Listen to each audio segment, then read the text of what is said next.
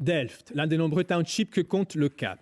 Dans ses ruelles étroites et parfois dangereuses, une femme rêve grand, dans un espace pourtant minuscule. Ici, dans cette cabane en tôle avec une fenêtre cassée et un peu d'espace pour un lit, Miranda façonne son avenir. C'est ici que je travaille. Voilà ma machine à coudre. Pour le moment, je m'assois ici. Je n'ai pas encore un environnement professionnel. Dans cet espace, je ne peux pas avoir une table. Il y a 2 ans, Miranda décide d'arrêter sa carrière dans la finance pour se lancer dans la mode. Dans cet atelier de fortune, elle crée des vêtements pour hommes et des bonnets de nuit. Elle travaille sans relâche pour financer son rêve, devenir styliste. Mais quand on vient des townships, difficile de se faire un nom. La mauvaise réputation associée à ces quartiers difficiles est tenace. J'apprends avec les vidéos de YouTube. Je ne suis pas une couturière professionnelle. La nature et les fleurs du genre Zantedesquia m'inspirent beaucoup. Venant d'un township, on peut être regardé de haut, mais nous avons beaucoup de créativité ici.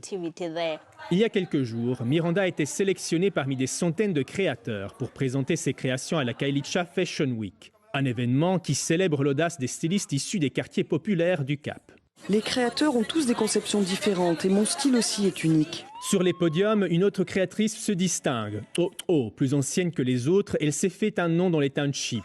Pour l'occasion, elle a habillé des personnalités du Cap.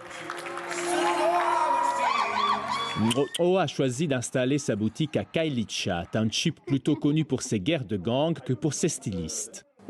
Ici, c'est notre atelier où on confectionne les habits. Et là-bas, il y a nos tissus.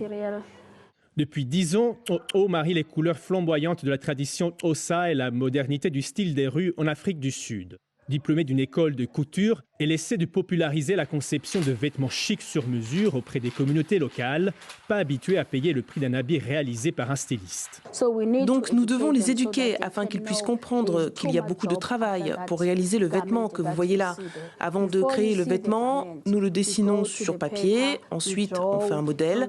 Après cela, nous choisissons le tissu et après on utilise une machine à coudre pour le créer.